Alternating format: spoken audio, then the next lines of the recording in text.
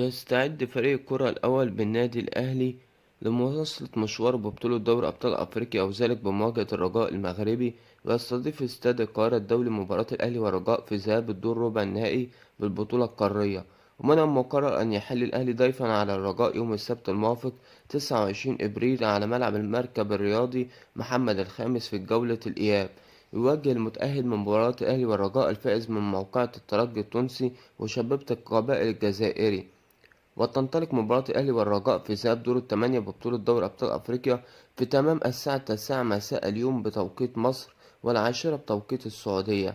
من المنتظر انتظام مباراة الأهلي والرجاء عبر فضائية بي إن سبورت اتش دي 4 وأون تايم سبورت الأرضية. وأعلنت شبكة قنوات بي إن سبورت عن تعيين المعلق التونسي عصام الشوالي لنقل أحداث المباراة على الهواء مباشرة.